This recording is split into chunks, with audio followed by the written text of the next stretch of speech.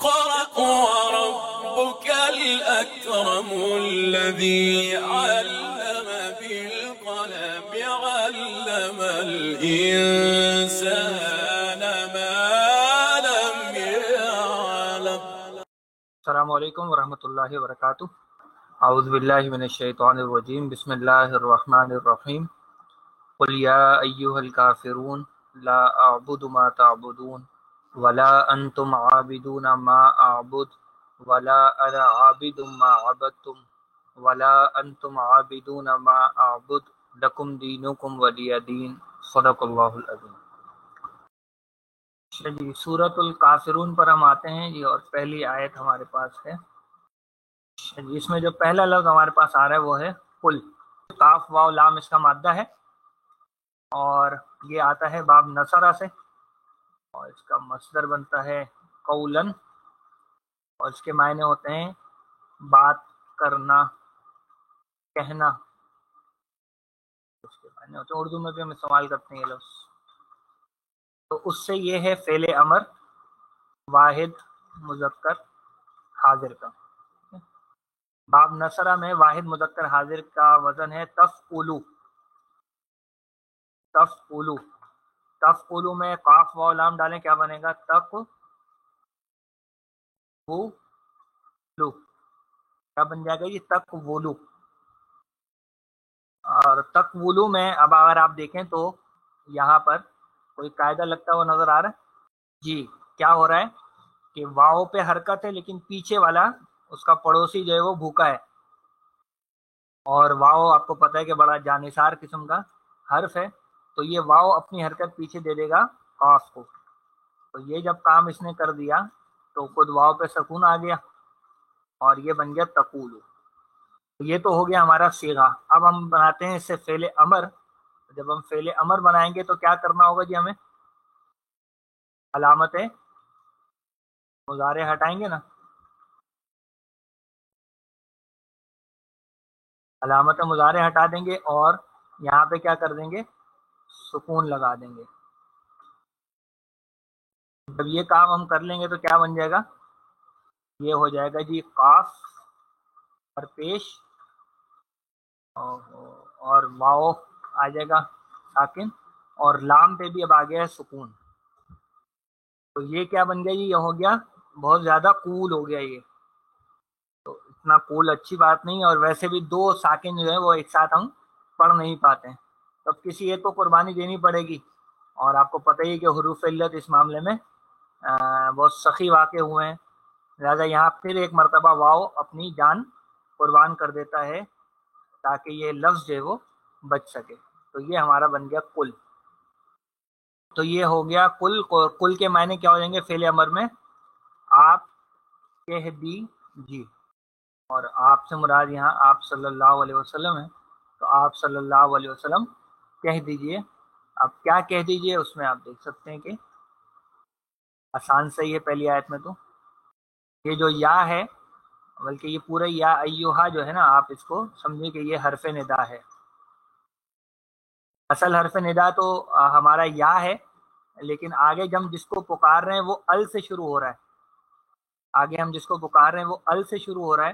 تو جب ال سے شروع ہونے والے کسی اسم کو پکارا جاتا ہے تو یا کے ساتھ اگر مذکر اسم ہے تو ایوہا، اور اگر مؤنث اسم ہے تو ایتہا کا استعمال ہم کرتے ہیں. یہ ہو گیا. اور کافرون جو ہے وہ منادا ہو جائے گا، یعنی منادا جس کو پکارا جائے. الکافرون کے لفظ کو اگر آپ دیکھیں تو یہ ہے ہمارا مادہ، اس کا ہے کاف فا را. یہ باب نصرہ سے آتا ہے، اور اس کا مصدر کفرن ہوتا ہے، اور اس کے معنی جو ہے وہ چھپانا، کفر کرنا، انکار کرنا، ناشکری کرنا، یہ سب اس کے معنی بنتے ہیں. تو اس سے یہ اسم الفاعل بنا ہے. اسم الفاعل کا وزن ہمارے کیا ہوتا ہے؟ فاعلن. تو فاعلن کے وزن پہ جب ہم کاف فارا ڈالیں گے کیا بن جائے گا؟ کافی رن.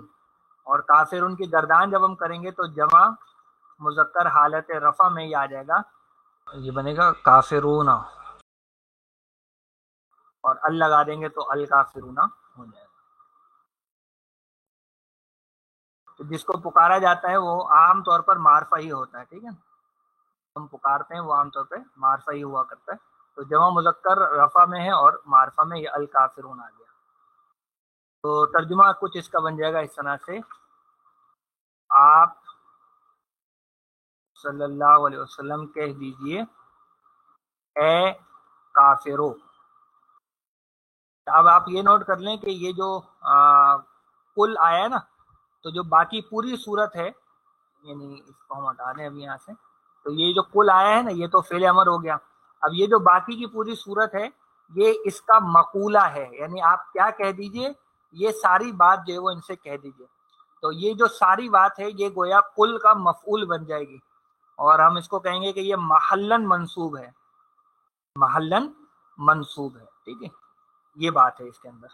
ہاں، محلن منصوب کا مطلب یہ کہ اس کا جو مقام ہے وہ چونکہ مفعول ہے اور مفعول نصب میں ہوتا ہے، تو اپنے مقام کے اعتبار سے وہ نصب میں ہوگا، لیکن چونکہ وہ جملے ہیں، بہت سارے جملے ہیں، تو وہ جملے تو نصب میں پوری طرح سے نہیں آتے، تو ہم کہتے ہیں کہ اس کا مقام نصب کا ہے. بس یوں سمجھ لیجیے، ایسے اس کا مقام نصب کا ہے، وہ نصب اس میں نظر نہیں آ رہی اس طرح سے. چلیں جی، آیت نمبر 2 میں فرمایا جا رہا ہے لا اعبد ما تعبدون.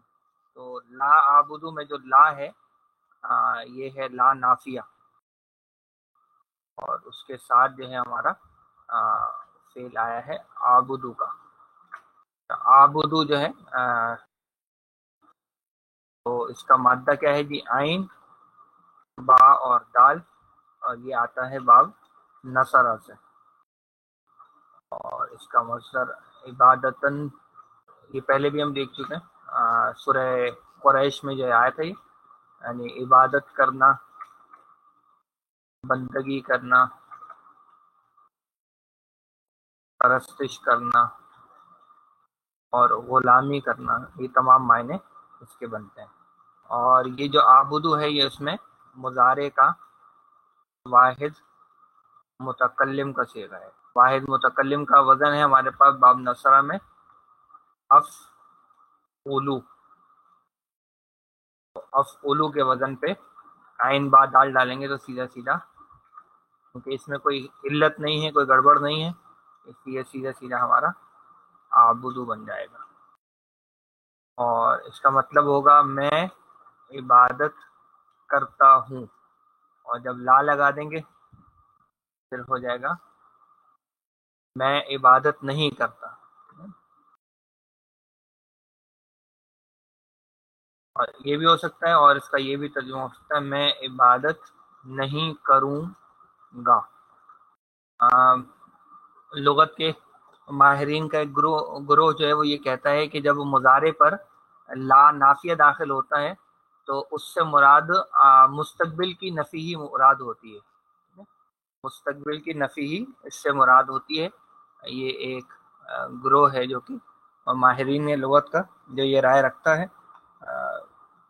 کہ جب لا نافیہ آتا ہے فعل مضارع پر تو اس سے مراد مستقبل کی نفی کرنا ہی ہوا کرتا ہے، جبکہ اگر حال کی نفی مقصود ہو، مضارع کے صیغے پہ حال کی نفی مقصود ہو، تو پھر ہم لا کی جگہ ما کرتے ہیں. ما کے ساتھ جب مضارع کا صیغہ آئے گا، یعنی ما نافیہ کے ساتھ مضارع کا صیغہ آئے گا، تو اس میں وہ حال کی نفی ہوتی ہے، یعنی تم یہ نہیں کرتے.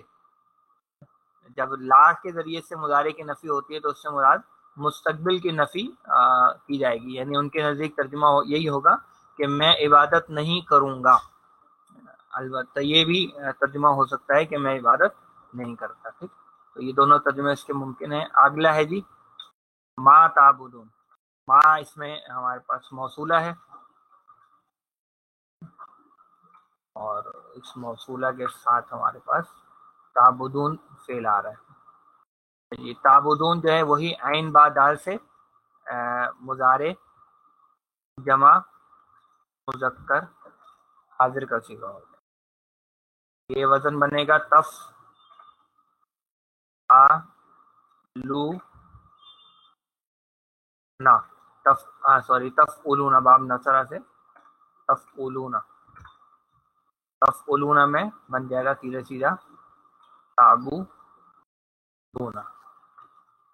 تعبدون کا ترجمہ ہو جائے گا تم عبادت کرتے ہو. اور ما تعبدون کا ترجمہ کیا ہوگا؟ جس کی تم عبادت کرتے ہو. اب پوری آیت کا اگر ہم ترجمہ کریں تو میں عبادت نہیں کرتا یا کروں گا جس کی تم عبادت کرتے ہو. یہ جو ما تعبدون ہے نا، یہ جو ما تعبدون ہے یہ پورا اس آبدو کا مفعول بن جائے گا. تو ما تعبدون جو ہے یہ آبدو کا مفعول بن جائے گا، یعنی میں کس کی عبادت نہیں کرتا؟ ما تعبدون جس کی تم عبادت کرتے ہو.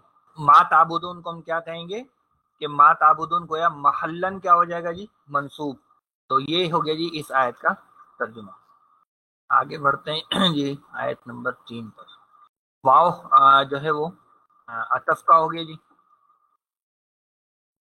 یعنی اور یہ بھی کہہ دیجئے لا یہاں پہ بھی نفی والا ہے.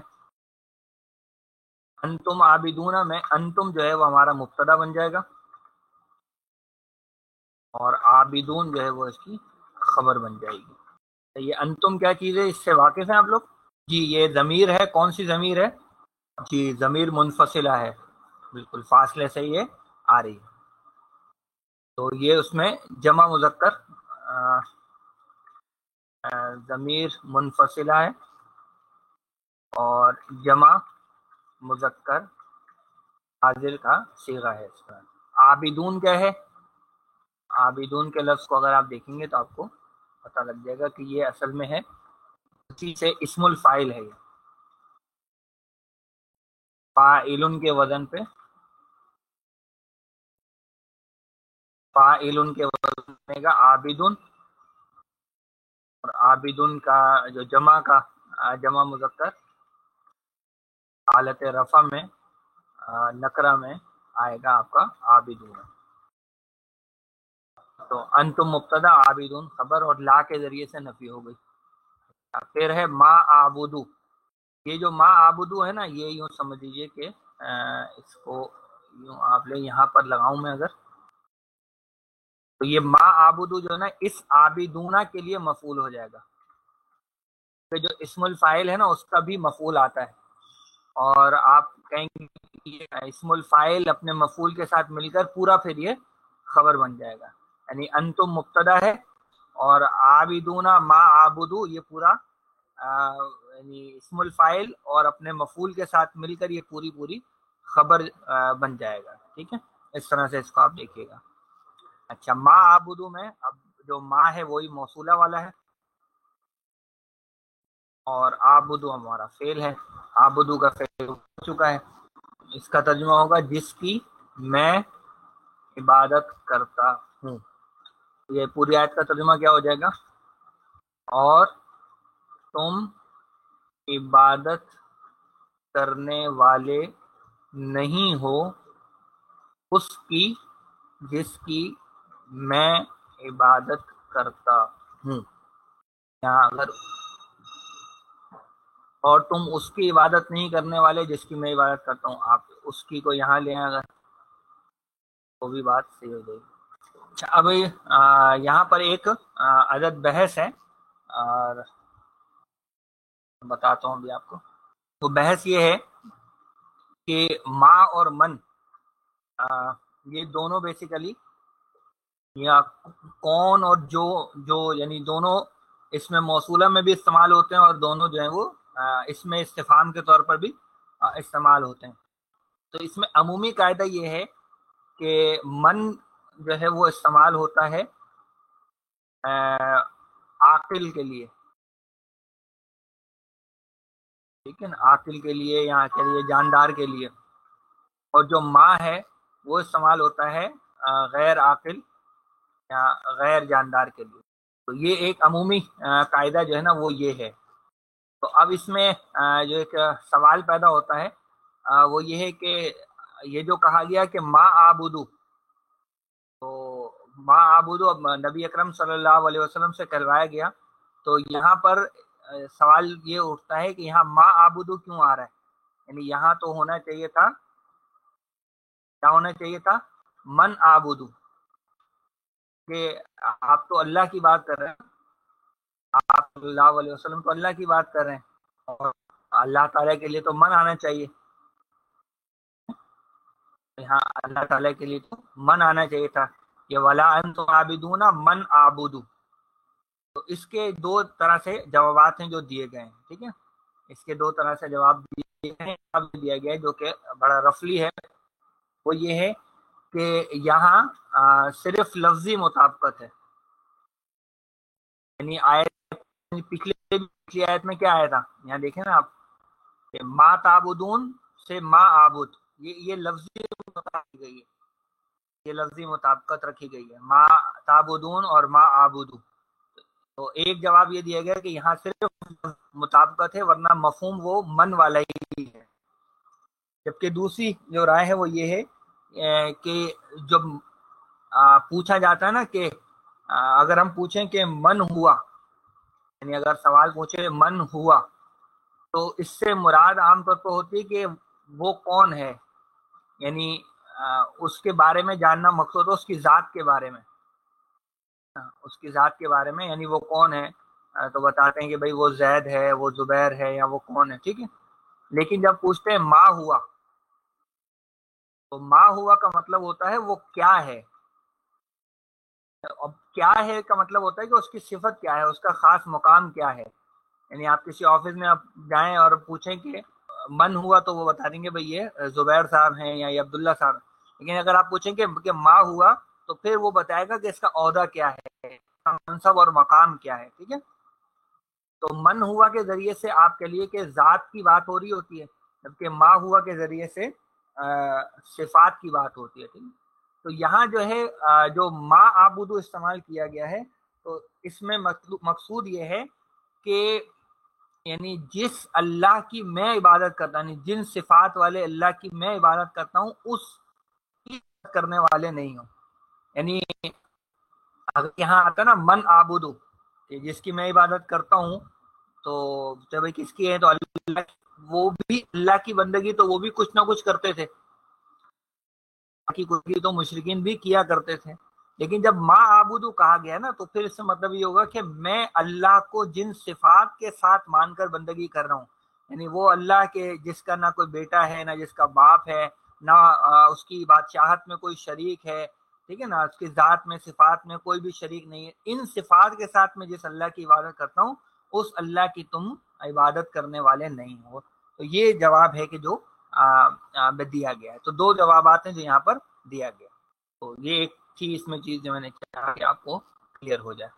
اچھا آگے بڑھتے ہیں جی، آیت نمبر چلتے ہیں جی، آیت نمبر 4 میں بھی وہی انداز ہے جو بھی اوپر والی آیت میں ہمارا گزرا ہے، واو کیا ہو جائے گا جی، عطف کا، لا نافیہ ہو گیا، اچھا جی، انا عابد ما عبدتم کو اگر ہم پورا اٹھا لیں، تو انا جو ہے وہ مبتدا ہو گیا، اور عابدن جو ہے اسم الفاعل ہے، اور یہ جو ما عبدتم ہے یہ اس کا مفعول بن جائے گا، اور یہ پوری مل کر یعنی اسم الفاعل اور ما عبدتم یہ پورا ملا کے یہ اس کی خبر بن جائے گی۔ انا کیا چیز ہے؟ ضمیر ہے جی، منفصلہ ضمیر، اور واحد متکلم کا صیغہ ہے۔ آپ ہم نے اوپر بنایا ہے اسم الفاعل یہاں پہ، تو یہ اس کا پہلا ہی صیغہ آ گیا، واحد مذکر حالت رفع میں یہ عابدون ہو جائے گا، کیونکہ وہاں بات جمع کی تھی، انتم کی ضمیر تھی، تو وہاں عابدون آیا تھا، یہاں انا کی ضمیر ہے واحد میں، اس لیے یہاں پہ جو خبر آ رہی ہے وہ بھی واحد میں آ رہی ہے۔ اور ما عبدتم میں اگر آپ دیکھیں گے تو وہاں پھر وہی موصولہ آ گیا، اور عبدتم جو ہے وہ فعل آ گیا۔ عبدتم جو ہے اگر آپ اس کو دیکھیں گے تو یہ کہاں چلا جائے گا، یہ ماضی میں چلا جائے گا، ماضی کا جمع مذکر حاضر، فعلتم کے وزن پر بنے گا عبد اور تم، لیکن وہ دال اور تا کا جو مرد ہو جاتا ہے تو ابتم جو ہے بن جاتا ہے. تو ما ابتم کا ترجمہ ہوگا جس کی نے عبادت کی، جس کی تم نے عبادت کی. تو اب اگر ہم پوری آیت کا ترجمہ لیں کیا بن جائے گا؟ اور میں عبادت کرنے والا ہوں تم نے عبادت، اور نہ میں اس کی عبادت کرنے والا ہوں جس کی تم نے عبادت کی. اچھا جی، پھر آیت نمبر 5 پہ آ جائیں. آیت نمبر 5 تو 3 ہی ہے، ٹھیک ہے جی. آیت نمبر 5 پہ یہ ہو جائے گا. اب یہاں پہ بھی ایک سوال یہ آتا ہے کہ یہ تکرار کیوں ہے؟ ایک ہی آیت کو جو ہے وہ 2 دفعہ کیوں لایا گیا ہے؟ تو اس میں بنیادی جو تکرار ہوتی ہے وہ ہوتی ہے تاکید کی. تکرار عربی زبان میں ہے تاکید کے لیے. تو آپ دیکھیں گے کہ آیت نمبر 2 میں کیا فرمایا تھا؟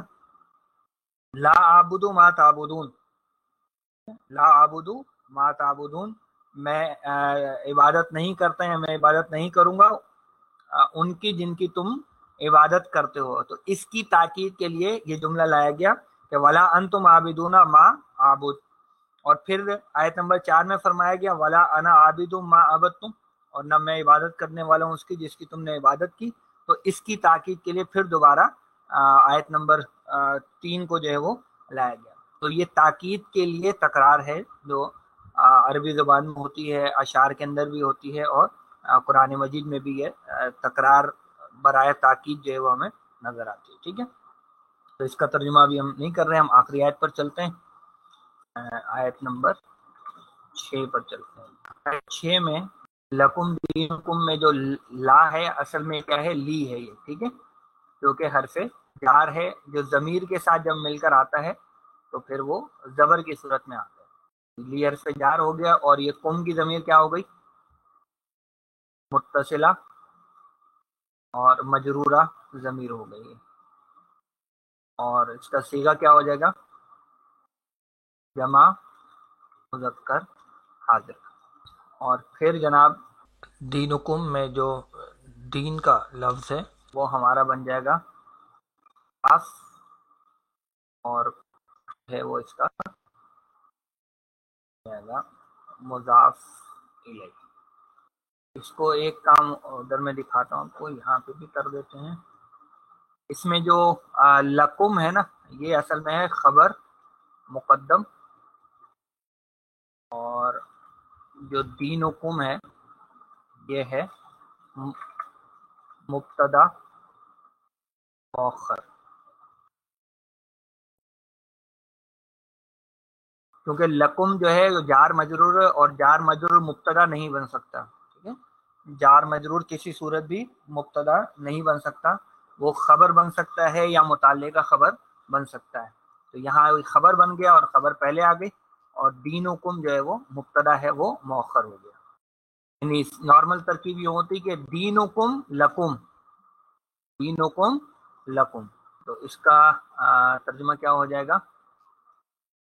تمہارے لیے تمہارا دین. آسان سا ترجمہ اس کا ہو جائے گا. پھر ہے جی با لیا دین. تو اس میں جو واو ہے وہ عطف کا ہے، لیا جو ہے یہ پھر وہی خبر مقدم ہے، اور دینی جو ہے یہ مبتدا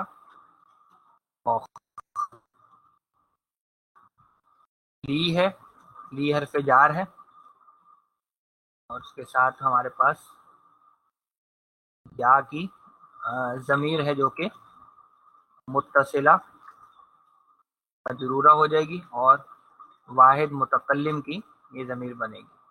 دین جو ہے یہ تھا دینو، اور اس کے ساتھ یہ تھا یا کی ضمیر، یعنی یا کی یہ ضمیر تھی، لیکن یا کی ضمیر ہٹایا گیا ہے کیونکہ آپ یہ بلکہ یہاں دیکھیں تو یا کی ضمیر کو گیا اور اس کی جگہ پر یہ جو زیر ہے نا، جو زیر آئی ہے دینی میں، وہ اس کے قائم مقام بے سے، ٹھیک ہے، یعنی اس متکلم کی ضمیر کے قائم مقام جو ہے وہ زیر کو رکھ دیا گیا، جس میں جو دین ہے وہ مضاف ہے، اور یہ جو ضمیر یعنی جو زیر آ رہا ہے وہ مضاف الیہ ہو جائے گا۔ اور اس کا ترجمہ کیا ہو جائے گا؟ کہ لیے میرا دین۔ یہاں اگر پورا ترجمہ کریں، تمہارے لیے تمہارا دین اور میرے لیے میرا دین۔ اب یہاں پر یعنی اس میں بعض لوگ جو ہے نا وہ نکالنے کی کوشش کرتے ہیں، دیکھو جی اس میں تو کوئی جبر کی طرح تو ہے نہیں، تو یہ کہتے ہیں بھائی دین میں تو کوئی جبر نہیں ہے، تمہارا دین تمہارے لیے، میرا دین میرے لیے۔ تو یہاں پر جو ہے نا علماء نے اس پہ بات کی کہ یہاں دین سے مراد کیا ہے۔ یہاں دین سے مراد ہے وہ جو اپنا اس کا بنیادی مفہوم ہے، یعنی دین کا جزا و سزا، ٹھیک ہے۔ تو اس کا مطلب یہ ہے کہ تمہارے لیے تمہارا بدلہ ہوگا، تمہارے لیے تمہارا حساب کتاب ہوگا، اور میرے لیے میرا حساب کتاب ہوگا، ٹھیک ہے نا۔ جیسے قرآن، یہ وہ چیز ہے جو قرآن مجید کے دیگر مقامات سے بھی اس کا ثبوت ملتا ہے کہ بھائی ٹھیک ہے، لنا اعمالنا ولکم اعمالکم، ہمارے لیے ہمارے اعمال اور تمہارے لیے تمہارے اعمال۔ تو یہ وہ بات ہے جو یہاں پر کہی گئی ہے، نہ کہ یہ کہ دین اسلام جو ہے وہ بقیہ جو ان کو دین کو کیا کر رہا ہے، قبول کر رہا ہے کہ بس ٹھیک ہے، اچھا چلو جاؤ تم اپنے دین پر رہو اور ہم اپنے دین پر ہیں اور چلو مل جل کر رہنے والا معاملہ کریں۔ نہیں، وہ بات نہیں ہے، بلکہ یہاں دین بمعنی جزا و سزا، حساب کتاب اور بدلے کے معنوں میں استعمال ہوا۔ تو اگر آپ یہ مفہوم لیں تو بات بالکل واضح ہو جاتی ہے۔ اور ویسے بھی جو سورہ کافرون ہے وہ کس موقع پہ نازل ہوئی ہے وہ آپ کے علم میں ہے نا۔ نبی اکرم صلی اللہ علیہ وسلم کو مختلف طرح کی لالچیں جو ہے، آفرز ہیں، ٹیمپٹیشنز ہیں، پیشکش ہیں جو ہوتی رہی ہیں مشرکین کی جانب سے۔ تو ان میں آپ کو دولت کی آفر بھی کی گئی، آپ کو شادی کی بھی آفر کی گئی، آپ کو سرداری کی بھی آفر کی گئی، اور جب ان سب سے بات نہیں بنی تو بالکل لاسٹ میں آ کر انہوں نے یہ بات کی کہ بس چلو ٹھیک ہے، 1 سال ہم اللہ کی عبادت کر لیں گے، لیکن پھر 1 سال آپ بھی ہمارے معبودوں کی عبادت کریں گے۔ تو اس پر اللہ تعالیٰ نے یہ سورہ مبارکہ نازل کی ہے۔ تو اب اس موقع پر اس سورہ مبارکہ کا نزول آپ دیکھیں تو یہاں بالکل 2 اور 2 4 کی طرح بات کو واضح کر دیا ہے۔ تو اس 2 ٹوک موقف میں آگے آخر میں چل کر اللہ تعالیٰ یہ کہہ دے کہ چلو بھائی جاؤ ٹھیک ہے، تمہارا دین تمہارے لیے، میرا دین میرے لیے۔ تو یہ بات اس سیاق و سباق سے، اس کانٹیکسٹ سے بھی میل نہیں کھاتی ہے۔ تو یہاں بس یہی ہے کہ بس ٹھیک ہے، اگر تم نے اپنے طریقے پہ رہنا ہے تو تمہارا حساب کتاب تمہارے ساتھ، میرا حساب کتاب میرے ساتھ، تمہارے اعمال تمہارے لیے، میرے اعمال میرے لیے۔ تو یہ ایک زیادہ بہتر مفہوم اور مطلب جو ہے نا وہ اس کا بنتا ہے۔ باقی یہ کہ اللہ تعالیٰ ہی بہتر جانتا ہے حقیقت کیا ہے۔ ٹھیک ہے جی، جزاکم اللہ خیر۔ سبحانک اللہم و بحمدک، نشہد ان لا الہ الا انت، نستغفرک و نتوب الیک۔ السلام علیکم ورحمۃ اللہ وبرکاتہ۔